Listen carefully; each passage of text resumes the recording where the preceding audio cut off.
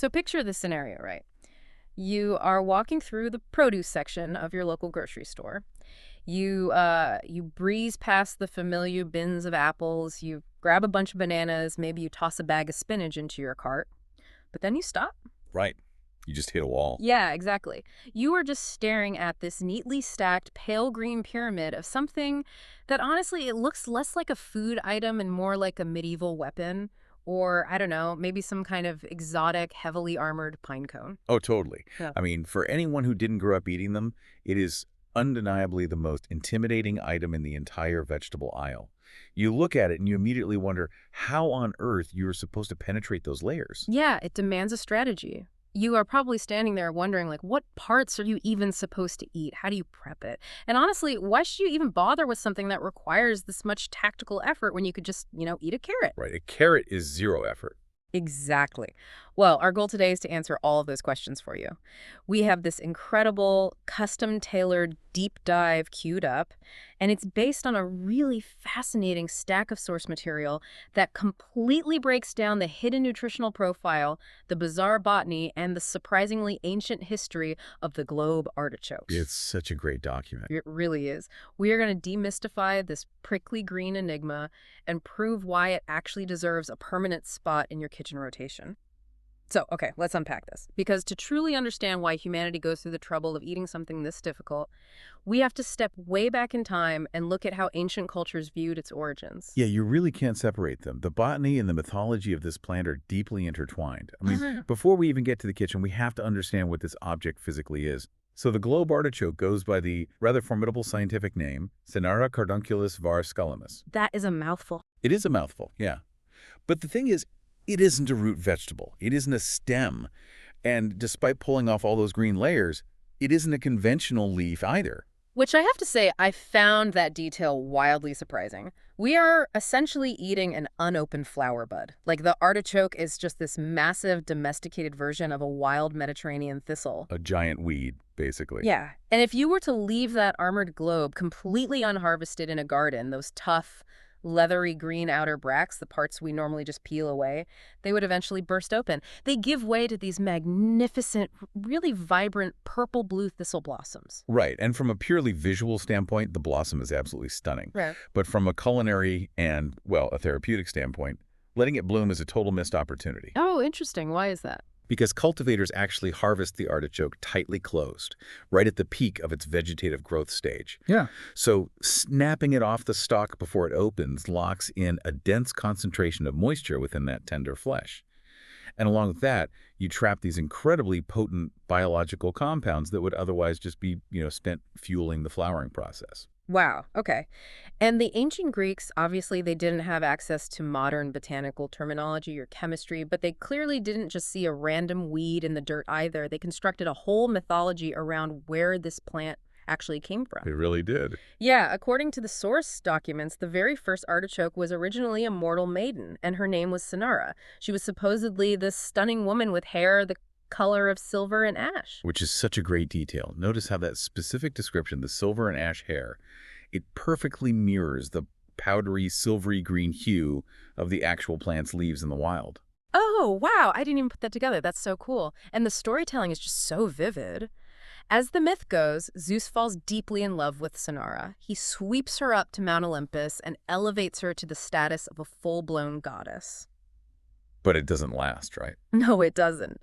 Cynara eventually gets homesick. She misses her mortal family and her old life, so she sneaks back down to the mortal realm just for a quick visit.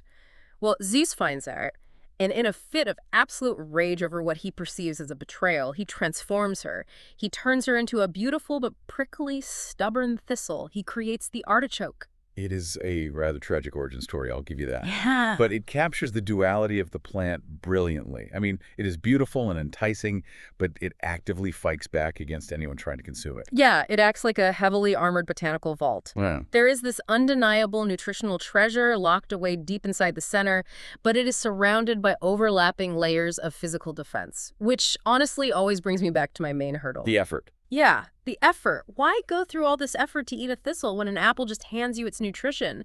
The apple requires zero work. You just bite into it. What's fascinating here is how the historical context actually answers that exact question of effort versus reward.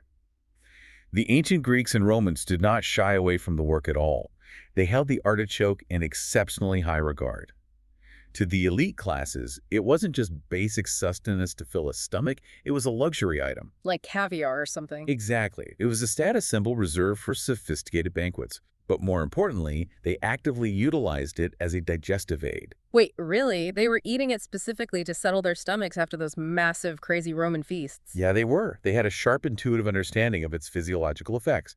They knew it made them feel better, less bloated, and just more energized after a heavy, rich meal. They lacked the biochemical tools to prove the mechanism, of course, but that ancient intuition bridges perfectly with modern nutritional science.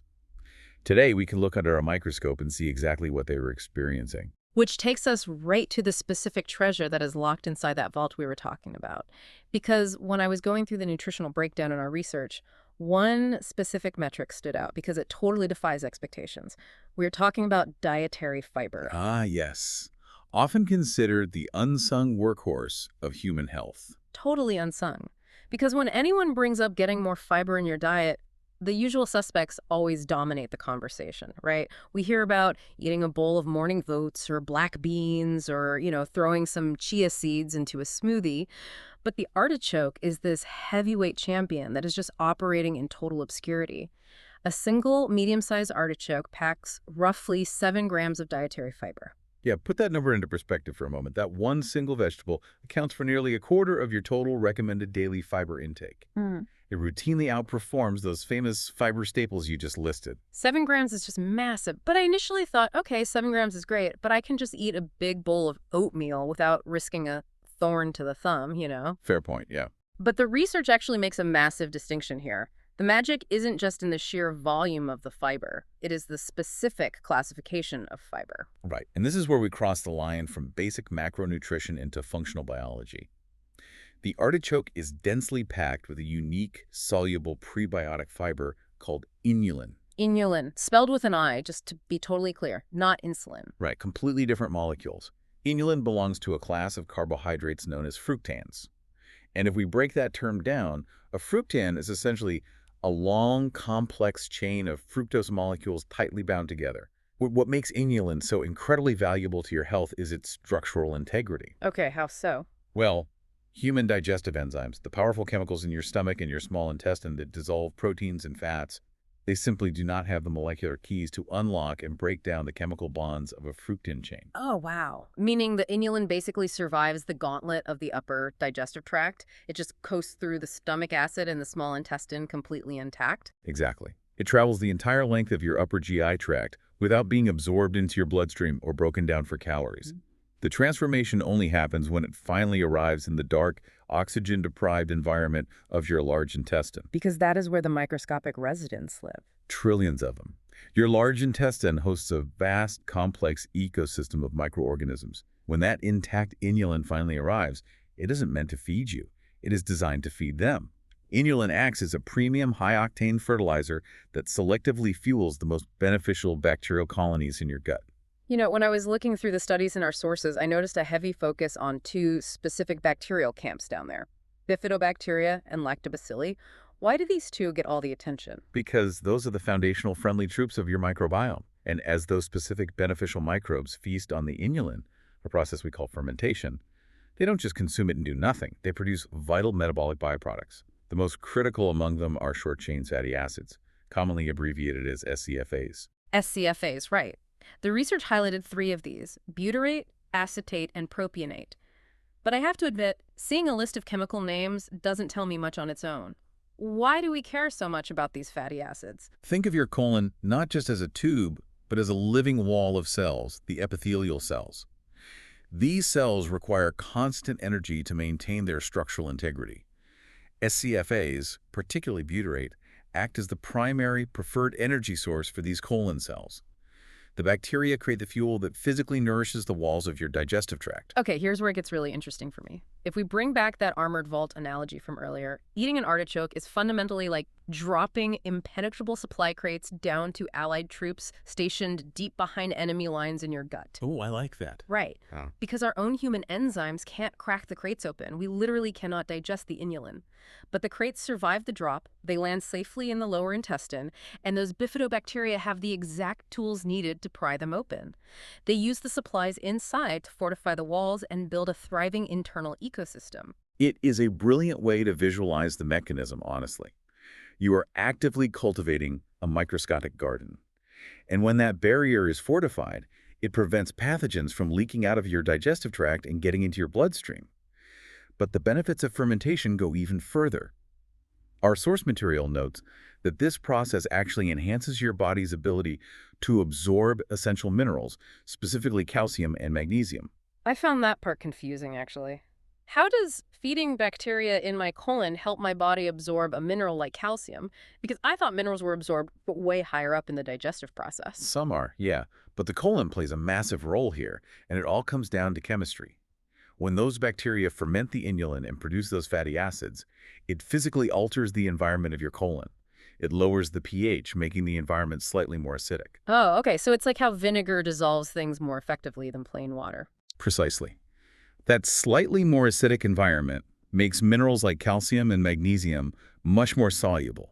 It essentially dissolves them into a liquid solution, making it incredibly easy for your colon wall to just sponge them up and send them straight into your bloodstream. Which provides the perfect transition. Because once those nutrients and compounds hit the bloodstream, they travel directly to the body's primary filtration system right next door. We are talking about the liver. And let me hit you with some data from the United States Department of Agriculture that totally upended how I look at vegetables. Oh, the USDA antioxidant capacity analysis. It's a fascinating data set. It really is. So the USDA conducted these comprehensive tests to measure the total antioxidant capacity of various foods, and the artichoke consistently ranks among the highest of all vegetables. We are talking about it frequently outperforming the absolute titans of the superfood world. I mean, it beats blueberries, it beats garlic, it beats red grapes. Yeah, it quietly dominates the antioxidant charts while all these other foods take all the credit. Right, and I have to push back on the status quo here for a second. If this prickly, awkward flower is objectively outperforming blueberries and garlic, foods that have massive multi-million-dollar marketing campaigns built entirely around their antioxidant levels, why do they get all the PR? Why does the artichoke just get ignored in the corner of the produce aisle? Is there like a powerful blueberry lobby keeping it down? A blueberry lobby. I love that. Yeah. I doubt there is a conspiracy, though. It mostly just comes down to convenience and immediate gratification. You can grab a handful of blueberries and toss them in your mouth on the way to work. You definitely cannot bite into a raw globe artichoke. Definitely not. It demands time. It demands preparation. However, that time investment really pays dividends, largely due to a highly functional bioactive compound it contains called cynerin.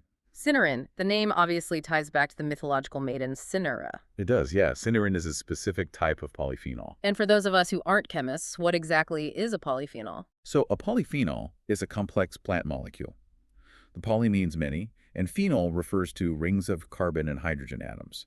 In human biology, these specific ring structures are incredible at interacting with our cellular machinery. In the case of cynerin, its primary target is the liver, where it acts as a very powerful stimulant for bile. Now, wait a minute. If bile is just the digestive fluid my body squirts out to help me process, the greasy pepperoni pizza I ate last night, what does that have to do with detoxifying my blood? That is a very common misconception. Digestion is only half of bile's job. Yes, it emulsifies and breaks down dietary fats so you can absorb them, but bile is also the liver's primary garbage truck. Oh, good. Yeah, when your liver filters out metabolic waste products, environmental toxins, and excess cholesterol from your bloodstream, it packages all of that garbage into the bile. The bile then flows out of the liver into your intestines and literally carries the waste out of your body. So if your bile flow is sluggish, the garbage trucks are basically just backed up in the depot. Exactly. If the flow is compromised, your body's ability to clear toxins plummets. Cynerin stimulates both the physiological production of new bile and keeps the flow of it robust and moving. It ensures the transit system stays entirely clear.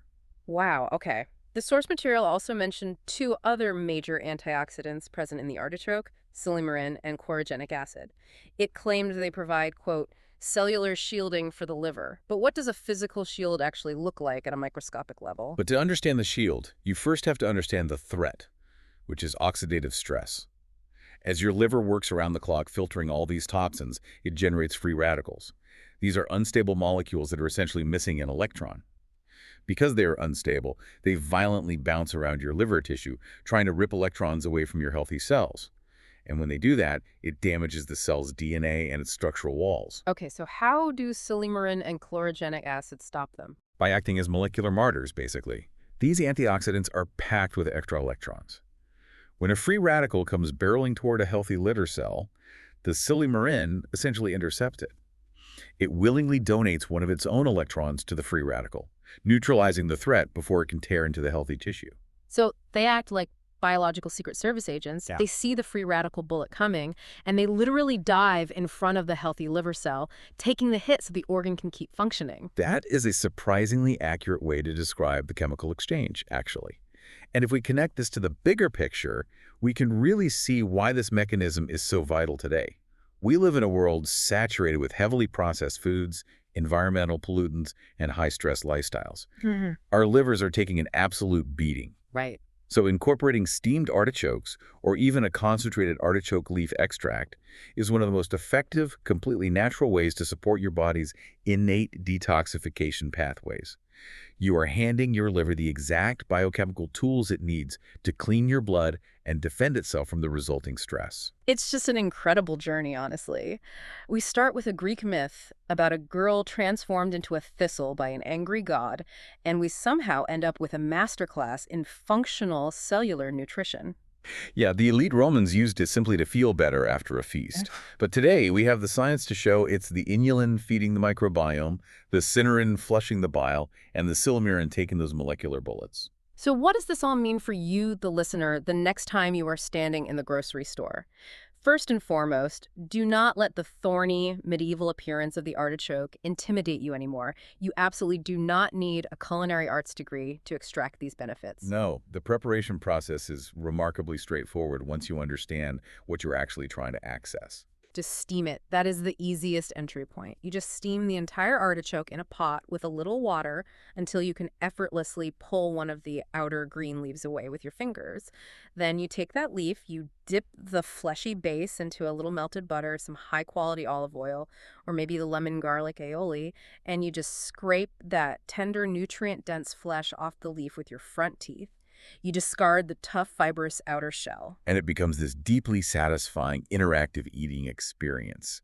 As you methodically work your way through the botanical armor, peeling away layer after layer, you are eventually rewarded with the absolute center of the plant. The prized artichoke heart. Exactly. It is the softest, most culinary versatile part of the plant, and it's completely saturated with all those prebiotic inulin fibers and liver-protecting antioxidants we just spent the last 20 minutes unpacking. It is experiential eating with a massive biological payoff. This raises an important question, though, or rather, a conceptual shift I want you to take with you long after this deep dive ends. Oh, I love a good paradigm shift. Lay it on us. Think back to the botany we discussed in our very first segment. When you sit down at your kitchen table and eat an artichoke, you are literally consuming a flower that was intercepted before it could bloom. Because the cultivators snap it off the stalk while it's still tightly closed? Correct. If that plant had been left alone in the Mediterranean dirt, it would have utilized a massive concentrated amount of biological energy to push those bracts open and explode into a vibrant purple-blue blossom. All of that intense therapeutic power, the dense fructan chains of inulin, the cynurin, the elite Secret Service antioxidants, all of that is the stored potential energy of a magnificent blossoming event that simply never happened. Wow. I have never thought about a vegetable that way. So consider this. Every single time you eat an artichoke, you are taking that trapped biological potential from nature, and you are transferring it directly into your own body. You're using the suppressed energy of a flower to fuel your own thriving internal ecosystem. That is a profoundly beautiful way to look at it. You are eating stored potential. Next time you see that thorny green pine cone stacked high in the produce aisle, I guarantee you won't just walk past it to grab the apples. Thank you for joining us on this deep dive, and we'll catch you on the next one.